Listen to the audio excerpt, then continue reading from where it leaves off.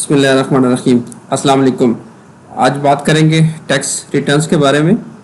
जैसे कि आप जानते हैं एफबीआर ने 30 सितंबर की इनिशियल डेडलाइन दी हुई है इनकम टैक्स रिटर्न्स की, लेकिन ये एक्सटेंड होती रहती है।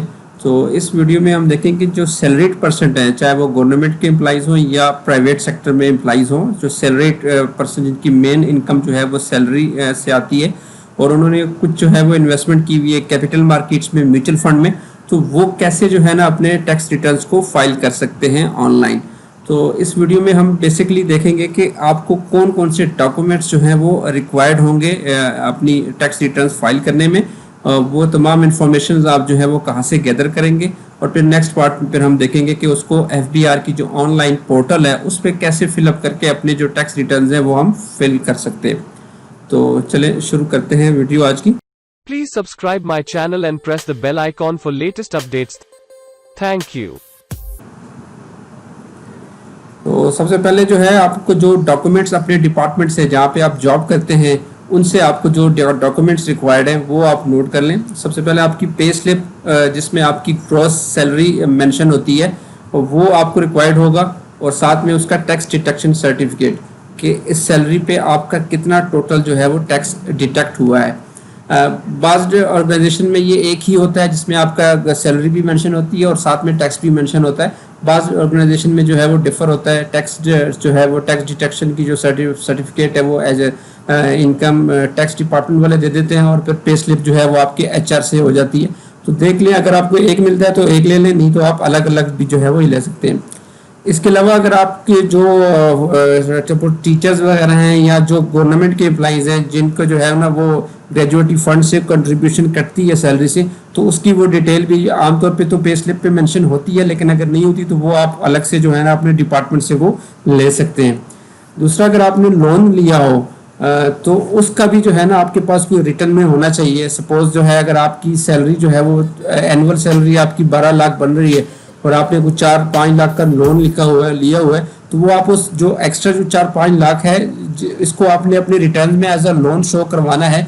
तो अपने जो एचआर डिपार्टमेंट से है वो एक सर्टिफिकेट सा या एक डॉक्यूमेंट सा जो है जिसकी अप्रूवल आपको लोन की हुई है तो वो आपको ज़रूर लेनी है, ताकि आपके पास रिटर्न में हो कि ये जो 4-5 लाख है ये मेरी इनकम नहीं है, ये लोन है, इसको इनकम ना डिक्लेयर किया जाए।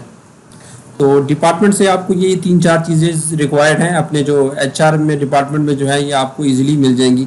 उसके बाद आते हैं आपके बैंकिंग जो है, आपकी जितने भी बैंक अकाउंट्स हैं, एक है या 2 हैं या 3 हैं, जितने भी हैं आपने ईयरली स्टेटमेंट्स उनसे मंगवा लेनी है।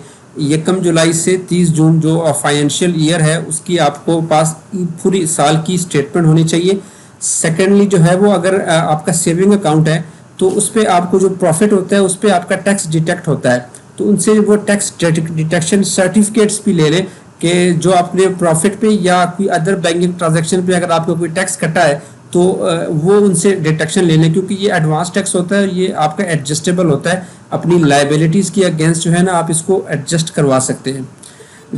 तीसरा जो है, अगर आपके बैंकिंग चैनल के थ्रू रेमिटेंस आ रहे हैं, आप ये कोई फॉरेन है रिलेटिव्स हैं और वो आपके अकाउंट में जो है वो अमाउंट भिजवा रहे हैं एज ए रेमिटेंस की शक्ल में, तो उनसे रेमिटेंस सर्टिफिकेट भी ले लें, क्योंकि रेमिटेंस पे जो है वो टैक्स नहीं है, वो एग्जेम्प्ट फ्रॉम टैक्स हैं, लेकिन आपके पास डॉक्यूमेंट्री प्रूफ होना चाहिए ताकि अगर कल कला को आपको ऑडिट्स के लिए बुलाया जाए तो आपके पास प्रूफ हो कि ये मेरी इनकम नहीं है, ये मुझे एज अ रेमिटेंस जो है वो आए हुए हैं।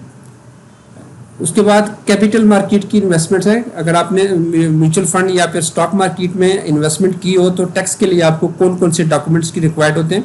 सबसे पहले तो आपका एनुअल कैपिटल गेन टैक्स होगा, वो ब्रोकर से भी आप मंगवा सकते हैं या NCCPL की वेबसाइट पे जाके अपना UIS अकाउंट बनवा लें, वहाँ से आप खुद भी डाउनलोड कर सकते हैं। इस पर वीडियो बनी हुई है चैनल पे, वो भी आप देख सकते हैं।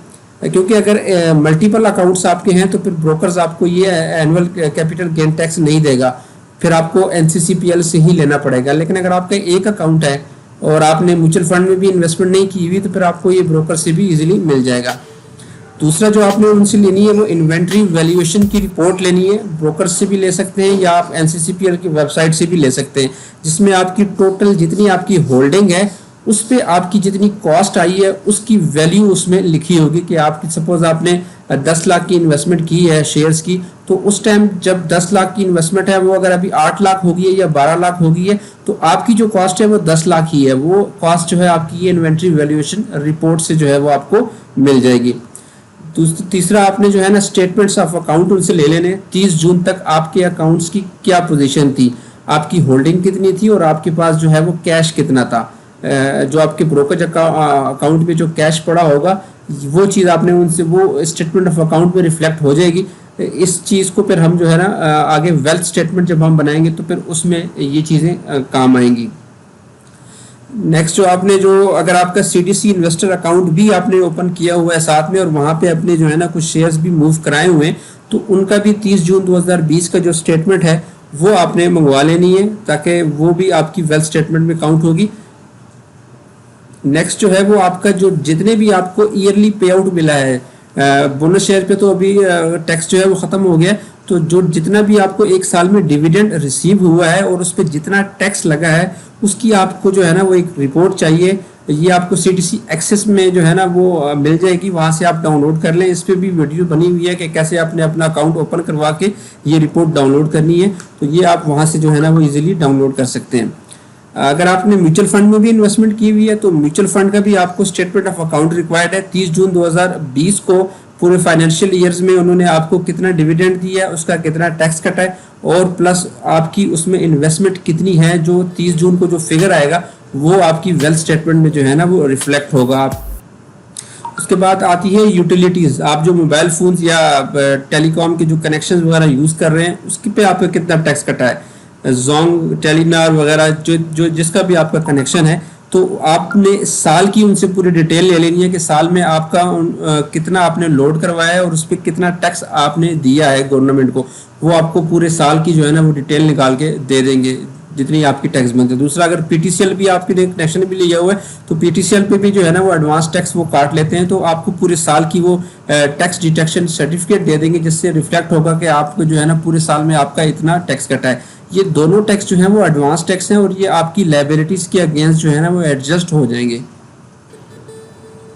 अगर आपने कोई डोनेशन या ज़कात दी हो और आपके पास उसकी रिसिप्ट हो या बैंकिंग चैनल के थ्रू आपने ये दिया हो, तो ये भी आप अपने जो है ना वो एडजस्ट करवा सकते हैं अपने रिटर्न में, तो उसके पास भी आपके पास रिसिप्ट होनी चाहिए। उसके बाद अगर आपने जो है ना साल में कोई गाड़ी सेल या परचेज़ की हो और उस पर आपने कोई टैक्स वगैरह दिया हो तो उसकी भी आपके पास रिसिप्ट होनी चाहिए। ये भी अगर एडवांस टैक्स है तो ये एडजस्ट हो जाएगा। उसके बाद प्रॉपर्टी का भी यही है, अगर आपने कोई सेल परचेज़ की है इस साल में तो उसके पास भी आपके पास ये डॉक्यूमेंट्स होने चाहिए। तो ये डॉक्यूमेंट्स आपको इजीली जो है ना वो मिल जाएंगे।